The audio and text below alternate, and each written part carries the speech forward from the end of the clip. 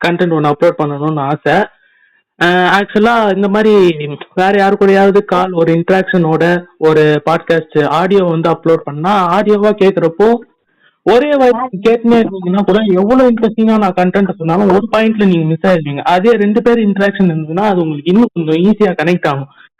அதனால சரி இந்த மாதிரி நம்ம 2 பேரா பேசுற இந்த கான்வர்சேஷனுக்கு வந்து யாரை கூப்பிடலாம் அப்படின்னு யோசிச்சுக்கிட்டே இருந்தப்போ என்னை பத்தி பேசுறா அப்படின்னு சொல்லிட்டு வாண்டடா என்கிட்ட கேட்ட என்னுடைய ஃப்ரெண்ட் ஜெயசூர்யா அண்ட் அவரை பத்தி ஒரு வீடியோவும் ஸ்பெஷலா நான் இது யூடியூப்ல போட்டிருக்கேன், ஸ்பாட்டிஃபைலையும் ஆடியோ பாட்காஸ்டா போட்டிருக்கேன். இப்போ அவர் கூட தான் அவரை பத்தி பேசுறதுக்கு அவரையே கூப்பிட்டு வந்து ஒரு கான்வர்சேஷன் மாதிரி வைக்கலான்னு பிளான். சூர்யா லைன்ல இருக்கீங்களா? வணக்கம் வணக்கம் இருக்கேன். டிவி வால்யூம் கொஞ்சம் கம்மி பண்ணிக்கோங்க. கம்மி பண்ணியாச்சு, நான் ரூம் விட்டு வெளியே வந்துட்டேன் சார். இல்ல இதெல்லாம் எப்படி சொல்றது, இந்த போன் கால்ல பேசுற மாதிரி பேசி ஒரு பாட்காஸ்ட் அப்லோட் பண்றதெல்லாம் ஆக்சுவலா பெரிய பெரிய ஆங்கர்ஸ் இந்த டிவி விஜே ஆர்ஜி எல்லாம் பண்ற மேட்ரு.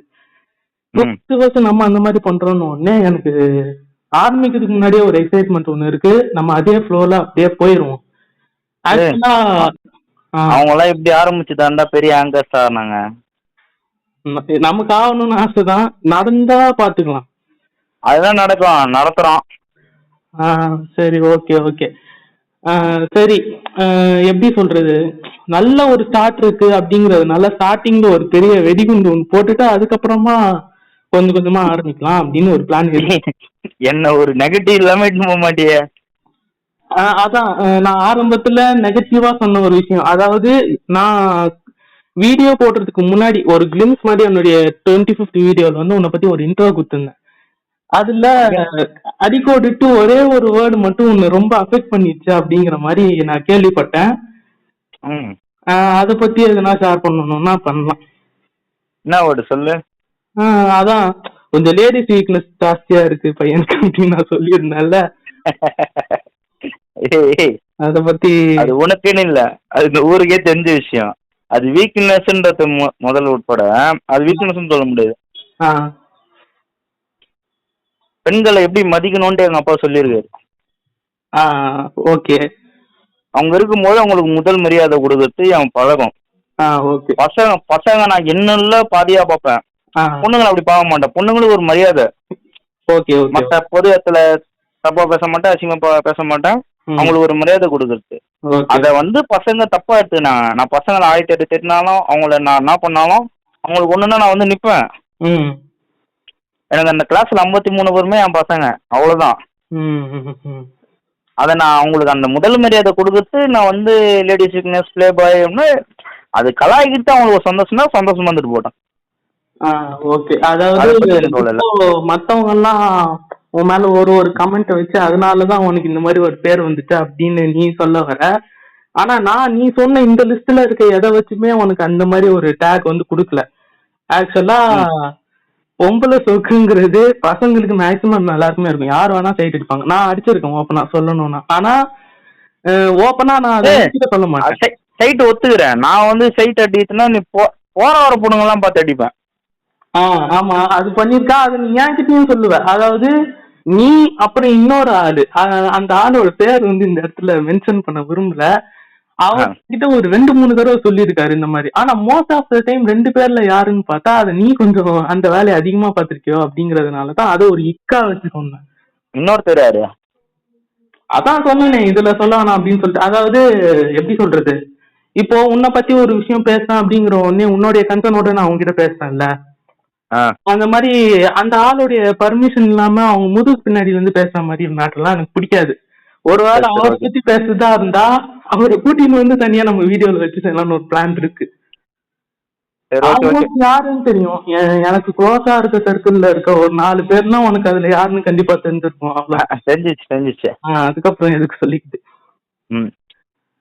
அதுக்கப்புறம் டிஸ்க்ளைமரா ஸ்டார்டிங்லயே சொல்லலாம்னு நினைச்ச ஒரு விஷயம் 8 நிமிஷத்தை தாண்டி நான் மறந்துட்டேன். என்னன்னா நான் வந்து இந்த மாதிரி பெரிய லெவல்ல பாட்காஸ்ட் வச்சிருக்கேன் அப்படின்னு சொல்லிட்டு நீ நினைச்சிருக்கலாம். ஆனா எடிட்டிங் நாலேஜ்ல எனக்கு ரொம்ப ரொம்ப கம்மி. அதுலயும் நான் பேசுறப்போ எனக்கு எதனா இன்ட்ரோட் வந்துச்சுன்னா நம்மளால அது சுத்தமா சமாளிக்க முடியாது. பின்னாடி போற பஸ் கார் சவுண்டு எதுனா இதுல ரெக்கார்ட் ஆயிடுச்சு அப்படின்னா இதுக்கப்புறம் கண்டுக்காதீங்க, அதை அப்படியே பழகிக்கோங்க, பேக்ரவுண்ட் சவுண்ட் மாதிரி கேட்டு பழகிக்கோங்க நீ ஆடியன்ஸ்க்கு நான் சொல்லிட்டேன். அதையும் தாண்டி உன் சைட்ல இருந்து எனக்கு வர ஒரு பிரச்சனை என்னன்னா, என்னால பீப் சவுண்ட் போட முடியாது, அது ஒண்ணுதான்.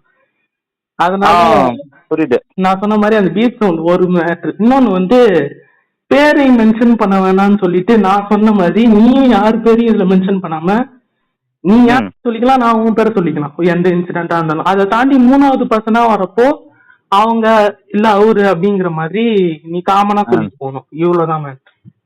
Okay okay. சரி, ஆல்மோஸ்ட் ஃபர்ஸ்ட் விஷயம், அந்த மிகப்பெரிய எம்எல்ஏ இருந்த அந்த கழகத்தை வந்து நான் அழிச்சிட்டேன். இதுக்கப்புறம் கொஞ்சம் ஃப்ரெஷ்ஷா ஸ்டார்ட் பண்ணணும் அப்படின்னா அவங்ககிட்ட ஆல்ரெடி சொல்லிட்டேன்னு நினைப்பேன். நம்மளை பத்தி ஞாபகம் இருக்க ஒரு 2 இன்சிடென்ட், அதாவது ஃபர்ஸ்ட் இயர்ல என்ன நடந்துச்சு அப்படிங்கறத நான் சொல்லிட்டேன். நம்மளுடைய ஃபர்ஸ்ட் மீட் எப்படி இருந்துச்சு, நம்மளுடைய ரிலேஷன்ஷிப் வந்து அந்த வருஷத்துல வந்து நான் அவங்க கிட்ட இருந்து என்னென்னாலும் க்ரோத் த்ரூ பண்ணேன் அப்படிங்கிற மாதிரியான மேட்டர்லாம் நான் சொல்லிட்டேன்.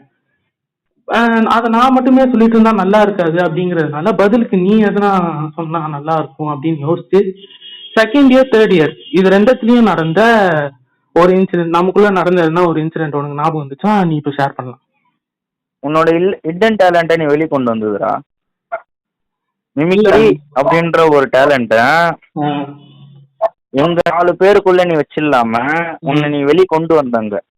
இதனாவே இருந்திருக்கலாம், இதனாவே இருந்திருக்கலாம் ஆக்சுவலா அப்படிங்கிற. எனக்கு அதெல்லாம் இல்ல, உனக்கு டேலண்ட் வந்து உனக்கு டேலண்ட்னு ஒண்ணு இருக்கு, உனக்கு 4 விஷயம் வரும். அதை நீ வந்து அங்க இருந்த 400 பேருக்கு நீ காமிச்ச. அதுக்கு வந்து அந்த டேலண்ட்டுக்காக தான் அந்த கைத்தட்டும் விசிலும் வந்துச்சு. இந்த பொங்கல் செலிப்ரேஷன்ல நீ மிமிகிரி பண்ணது, உன்னோட அந்த பிரகாஷ் ராஜ் வாய்ஸ் எல்லாம் வந்து எனக்கு ரொம்ப பிடிக்கும். Thank you thank you. அதெல்லாம் வந்து அதுக்கெல்லாம் நான் வந்து பிக்கெஸ்ட் ஃபேனும் அடிமனே சொல்லலாம். இல்ல நான் பிரகாஷ் ராஜ் வாய்ஸ்ல பேசுறேன், நீ நான் ஒன்னாவது பண்றேன்னா நான் ஒன்னாவது பண்ணேன். இல்ல இதெல்லாம் கேக்குறவங்களுக்கு எழுதி கொடுத்து பேசுற மாதிரி இருக்கும், சத்தியமா நான் சொல்ல. அவன் சொல்றேன் திடீர்னு கால் பண்ணிட்டு பேசணும்டான்னு பேசுற, நான் இதெல்லாம் எழுதி வச்சு நான் பேசுறதுன்னு எனக்கு ஒன்றும் புரியல. இல்ல இல்ல நீ ரொம்ப அந்த மாதிரி சொல்றது எனக்கே ஒரு மாதிரி செய்யா இருக்கு, அதனால சொல்லிட்டேன் நடுவில். சரி, அது ஒரு விஷயம். அது பெருமையா ஒண்ணு சொல்லிட்டேன். அது சொல்லலாம். ஓகே. அப்புறம் வந்து இப்போ ரீசெண்டா முகம் வந்து தேவையில்லாம சாப்பிட போயிட்டு அசிங்கப்பட்டதுதான் மிச்சம். எப்படி கதைய நீ வேலையா சொல்றியா இல்ல நீ? நான் ரொம்ப நேரமா பேசிட்டு மாதிரி இருக்கு. சொல்றேன். நான் பாட்டுன்னு சரின்னு சாப்பிட கிளம்புனேன். சரி தண்ணி குடிக்க போலாம், வெளியே வரும்போது சிவனு உட்காந்து உன்னை கூட்டணும் வந்துட்டு தண்ணி குடிச்சுட்டு சரி வா எல்லாரும் போறாங்க சாப்பிட போலாம், பிரியாணி வேற இன்னைக்கு பீஸ் இருக்காது, 12:30 மணிக்கு போனா 11:30 போனோம் அப்படின்ட்டு இட்டுன்னு போயிட்டு மூஞ்சி அங்க யாருக்கும் தெரியல. அங்க நிக்கிற வாட்ச்மேனுங்களாம் என்ன பாத்துட்டு போன் பண்ணி அசிங்கப்படுத்தி என்னால உன் பேரு வந்து நீ மட்டும் மாட்டாம கிளாஸ்ல 10 பேர் மாட்டானுங்க பேரு, மறக்கவே முடியாதுடா. அதாவது இப்ப சொன்னது ஒருவேளை உங்களுக்கு கொஞ்சம் அரையும் குறையுமா ஃபில்லிங் த பிளாங்க்ஸ் மாதிரி புரிஞ்சுதா அப்படின்னா நான் ஒரு தடவை கரெக்டான ஃப்ளோல சொல்லிடுறேன். காலேஜ்ல வெனஸ்டே அன்னைக்கு எங்க மெஸ்ல வந்து பிரியாணி போடுவாங்க.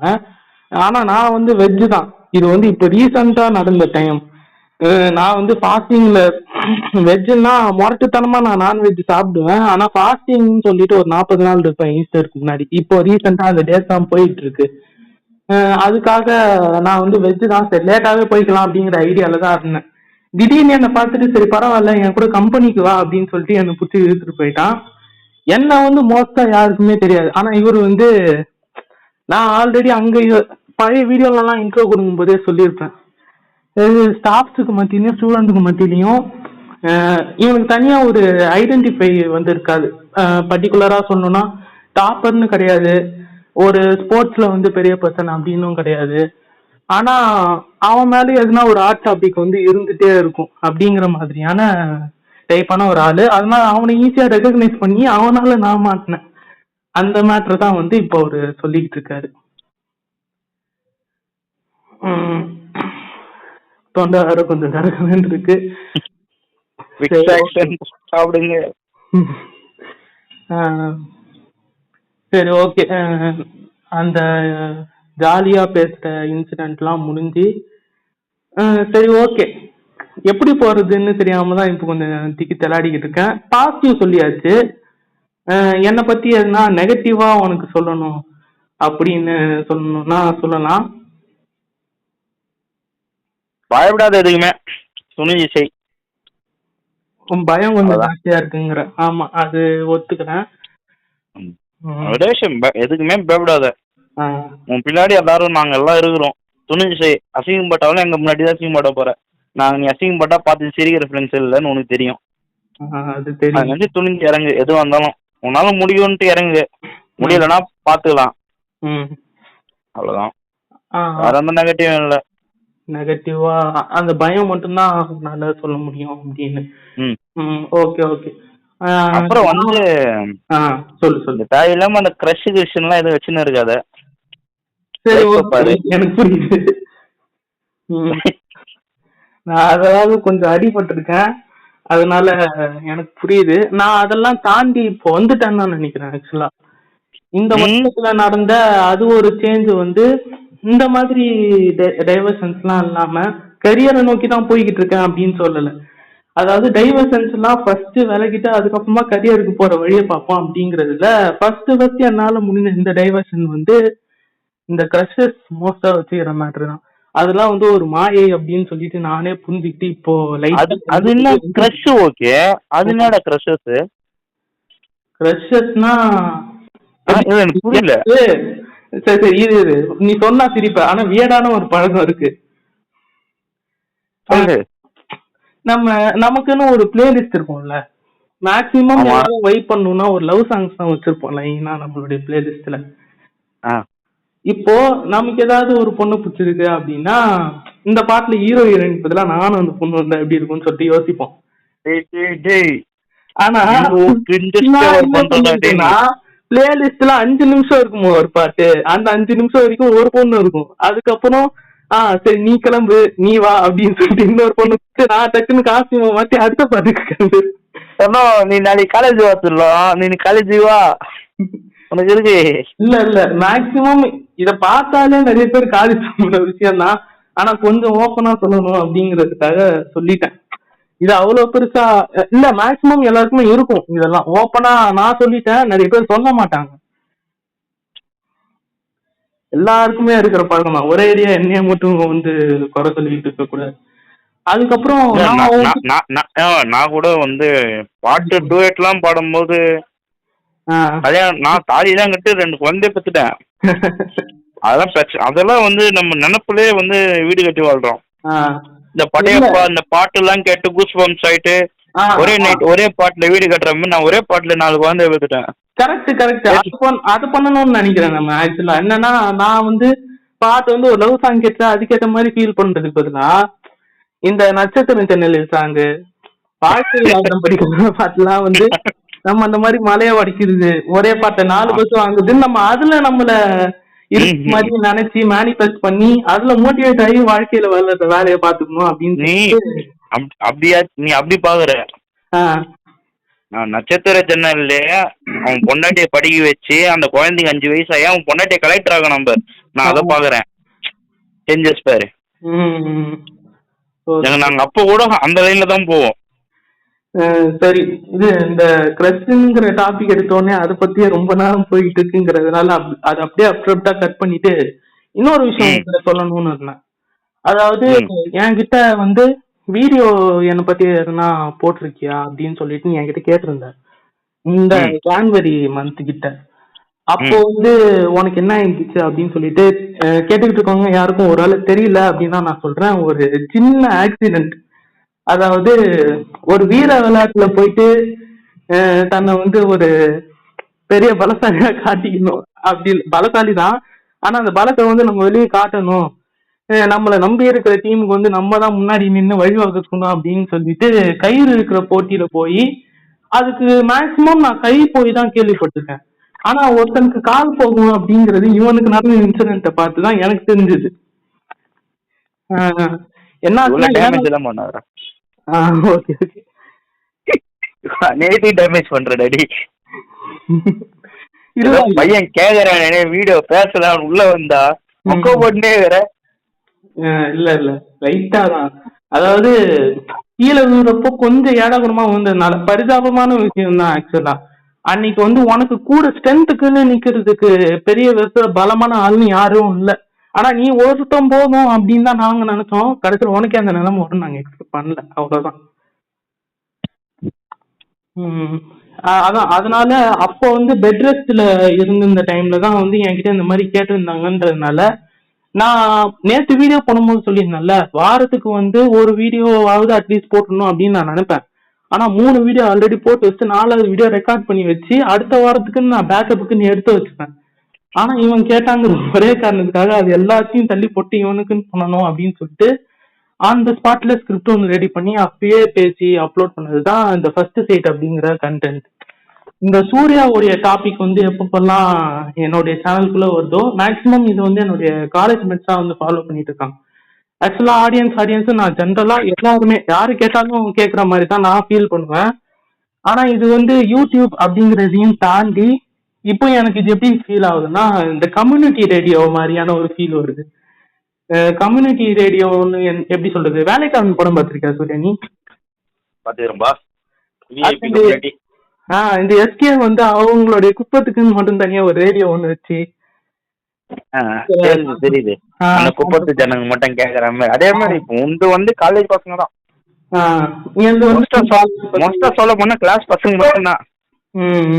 இல்ல இல்ல இது வந்து என்னுடைய சர்க்கிள்ல இந்த காலேஜையும் தாண்டி ஒரு 2-3 ஸ்கூல் மேட்ஸ் என்னோட ஃபேமிலிலே நிறைய பேர் இதை கேக்குறாங்க. ஆக்சுவலா இந்த அந்த 10th ஸ்டாண்டர்ட் 12th ஸ்டாண்டர்ட் ஆமா அந்த தட் கேர்ள் ஆமா. ஆனா இப்போ இருக்காதுன்னு நினைக்கிறேன் மேக்ஸிமம். அவங்க எல்லாம் வந்து கேட்டிருக்காங்க அப்படிங்கறதுனால ஐயோ இத பத்தி பேசிட்டு எங்க விட்டு மறந்துட்டோம்பா. ஆக்சுவலா இன்னைக்கு என்னமோ ரொம்ப ரோல் ஆகுது. சரி பயம் தெரியாத இன்டர்வியூ எடுக்கும்போது பயம். சரி அதான் சொல்ல வந்தது என்னன்னா இந்த மாதிரி அந்த கம்யூனிட்டில இருந்து கேக்குற ஆளுங்க மட்டும்தான் இருக்காங்க அப்படிங்கறதுனால சூர்யா பத்தின டாபிக் வந்து எடுத்தா அப்போ வந்து கமெண்ட்ஸ் வியூஸ் எல்லாமே வந்து எனக்கு என்னுடைய சேனல்ல அப்படியே அள்ளி கொடுத்துட்டு போவான் தலைவன் போயிட்டு வர்றப்போ. கண்டென்ட்லாம் அதாவது எனக்கு கண்டென்ட் தேவைப்படுற இடத்துல கொஞ்சம் ஓப்பனாவே சொல்றேன். 2 பேர் இருக்காங்க. ஒன்னு வந்து ChatGPT, எனக்கு எதுனா ஒரு கொஸ்டின் இருந்ததுன்னா அதை டைப் பண்ணுவேன், அதுல எனக்கு கொடுக்குற ஆன்சரை அப்படியே தமிழாக்கம் பண்ணி அதை எடுத்து ஒரு கண்டென்ட்டா போட்டு விட்டுருவேன். 2வது வந்து சூர்யா. இந்த 2மே எப்படின்னா 2 படம் பார்த்திருக்கில்ல, 2 சொல்றப்பதான் எனக்கு ஞாபகம் வந்திருக்கு.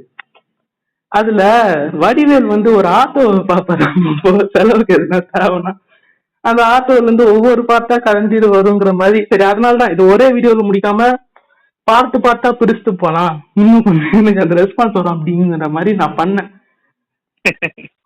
ஆனா உண்மையாலே வியாபார நோக்கத்தோட பண்ணது அப்படிங்கறதையும் தாண்டி மரசால புடிச்சுதான் பண்ணேன். அதனாலதான் இன்னைக்கு உண்மையை கூட்டிட்டு வந்திருக்கேன் டைரக்டா, அதை வந்து ப்ரூஃப் பண்ணி காட்டணும் அப்படின்னு சொல்லிட்டு. சரி நான் சொல்லணும்னு நினைச்ச விஷயத்த வந்து சொல்லி முடிச்சாச்சு. இன்னொரு விஷயத்த வந்து உனக்கும் ஆடியன்ஸ் கேட்டுட்டு இருக்க ஆடியன்ஸ் 2 பேருக்குமே சேர்த்து சொல்றேன். இது வரைக்கும் அப்படிதான் சொல்லிக்கிட்டு இருந்தேன். இப்ப சேனல் பத்தி முக்கியமான ஒரு அப்டேட், அதை ஃபர்ஸ்ட் உங்ககிட்ட சொல்லணும் அப்படின்னு ஆசைப்படுறேன். ஏன்னா நான் சேனல் ஆரம்பிக்கிறப்போ முதல்ல பாட்காஸ்ட் ஆரம்பிச்சு ஒரு 4 எபிசோட் போகும்போதே ஃபோன் பண்ணி ஃபர்ஸ்ட் கன்கிராஸ் சொன்ன ஆள் நீ தான். வெளி சர்க்கிள்ல இருந்து, காலேஜ் சர்க்கிள்ல இருந்து. எனக்கு அது ஒரு மாதிரி ரொம்ப வாமா இருந்துச்சு. அதுதான் இப்போ வரைக்கும் ஓட வச்சுட்டு இருக்கு. இந்த மாதிரி கண்டென்ட் எல்லாம் போடுறதுக்கு யூஸ்ஃபுல்லா இருக்கு அப்படிங்கறதுனால ஃபர்ஸ்ட் இதை உன் கூட சேர்ந்து போடுற வீடியோலயே சொல்றேன். அதாவது நம்ம சேனல்ல வந்து இப்போ உன் கூட பேசிட்டு இந்த வீடியோவா அப்லோட் பண்ணா இது வந்து 40வது வீடியோ. அடுத்த 10 வீடியோ போச்சுன்னா 50th வீடியோ ஒண்ணு வர்றதுக்கான பிளான் இருக்கு. அந்த 50th வீடியோவும் வந்து எப்படின்னா 25th வீடியோ போடுறப்போ எதுனா ஒரு ஸ்பெஷலான டேல போடணும் அப்படின்னு நான் யோசிச்சேன். அப்போ வந்து நவம்பர் மந்த்துக்கு பக்கத்துல தான் நான் வீடியோஸ்லாம் பண்ணிட்டு இருந்தேன். அப்படிங்கிறதுனால November 24th வந்து என்னுடைய பர்த்டே. அதனால அந்த டேட்ல வந்து அந்த 25th வீடியோவை நான் ரிலீஸ் பண்ணேன். இப்போ அடுத்து 50th வீடியோ ரிலீஸ் பண்ணும்போது அந்த மாதிரி எதனா ஒரு நல்ல டேட் பக்கத்துல வருதா அப்படின்னு நான் யோசிச்சு பாக்குறப்போ, நான் ஃபர்ஸ்ட் பாட்காஸ்ட் சேனல் இந்த ஒரு கதை சொல்லட்டுமா சார் பாட்காஸ்ட் ஆரம்பிக்கிற டைம் வந்து எப்போனா June 24, 2024 வந்து ஆரம்பிச்சேன். இப்போ அடுத்த 3 மாசத்துல வந்து என்னுடைய சேனல் ஆரம்பிச்சு 1 year ஆக போகுது. Okay, thank you. அதுக்காக 50th வீடியோ வந்து அந்த June 24ல வரப்போகுது. அதுக்கப்புறம் ஹாப்பியான விஷயத்த சொன்னா, இப்போ கொஞ்சம் சேடான விஷயத்த சொல்லணும் அப்படின்னா 50th வீடியோ அடுத்து 10 வீடியோ தான் போட வேண்டியது இருக்கு. ஆனா நம்ம கிட்ட ஒரு 3 மாசம் டைம் இருக்கு அப்படிங்கறதுனால இதுக்கப்புறம் கண்டினியூஸா நம்ம சேனல்ல வீடியோ வராது.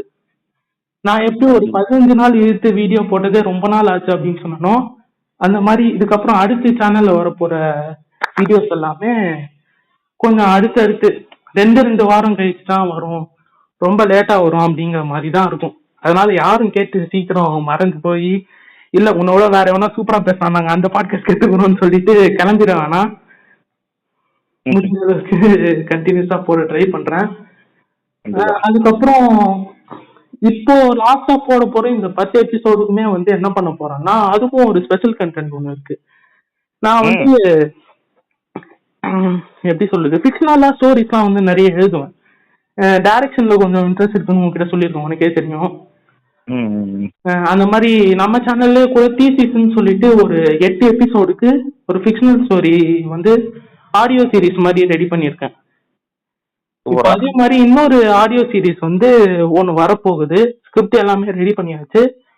கண்டென்ட் கொஞ்சம் ஃபைனலைஸ் ஆனதுக்கு அப்புறம் அதோட எபிசோட்ஸ்லாம் இந்த அடுத்து 2 வீக்ஸ் கழிச்சு நம்ம சேனல்ல வரப்போகுது.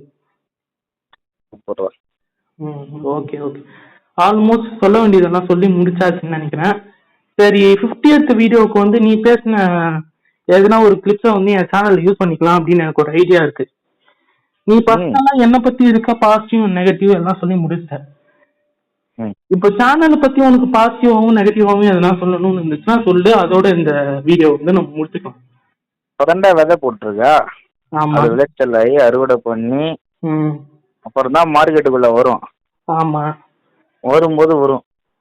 அதனால வந்து சேனலுன்றதுக்கு நெகட்டிவ் கிடையாது. அதாவது நீ வந்து உன்னோட கெரியர்ல ஒரு ஸ்டெப் எடுத்து வச்சிருக்க, அதாவது காலேஜ் லைஃப்பை தாண்டி காலேஜ் பசங்க அவங்க நினைக்கிறத தாண்டி ஒரு ஸ்டெப்பு நீ மேலே போயிட்டு நம்ம எதனா ஒன்று பண்ணணும், உன்னோட பேஷன் உன்னோட ட்ரீம்ன்றத அந்த ரேஞ்சில் நீ வச்சிருக்க, அதுவே நான் பெரிய பாராட்டுக்குரிய விஷயம்தான். அதில் நெகட்டிவே கிடையாது. அதை நீ வந்து தாராளமா வந்து நீ பண்ணலாம். என்னால முடிஞ்ச சப்போர்ட்டு எவ்வளவு கொடுக்க முடியுமோ கொடுப்பேன். இந்த மாதிரி பேசுறதே ஒரு பெரிய சப்போர்ட் தான். அப்பப்போ நமக்கு இந்த மாதிரி நம்மளுடைய வீடியோஸையும் பார்த்து, சூர்யா மட்டும் இல்ல நிறைய பேர் இந்த மாதிரி பார்த்து நம்மளை சப்போர்ட் பண்ணா கொஞ்சம் நல்லா இருக்கும். அடுத்தடுத்து வியூஸ் அண்ட் சப்ஸ்கிரைபர்ஸ்லாம் வந்து ஸ்டார்டிங்ல நல்லா வேகமா ஏறுற மாதிரி ஏறி இப்போ அப்படியே தொப்புன்னு அகல பாலத்துல இறங்கிடுச்சு. யாருங்கிட்ட நேரத்துல இருந்து லாரி வேற போய் என்னுடைய ஆடியோவையும் கெடுக்குது. சரி, ஓகே ஓகே. ஆக்சுவலி நானே எனக்கு ஒரு மைனஸா சொல்லிக்கணும் அப்படின்னா இந்த ஆடியோவில் ரெக்கார்ட் பண்ற மேட்ரு தான் சொல்லணும். அதுக்கு இன்னும் எதுனா நான் எஃபெக்டிவா ஒன்று யூஸ் பண்ணணும். இந்த 50வது எபிசோடுக்கு அப்புறம் நான் இதே இடத்துல ப்ராமிஸ் பண்றேன், இன்னும் கொஞ்சம் எஃபெக்டிவா எடிட்டிங்லாம் கத்துக்கிட்டு இது இன்னும் கொஞ்சம் கேட்கறவங்களுக்கு நல்லா பிளசண்டா இருக்கிற மாதிரி நான் மாத்துவேன். இது வந்து இந்த இடத்துல நான் ஒரு சபதமா எடுத்துக்கிறேன்.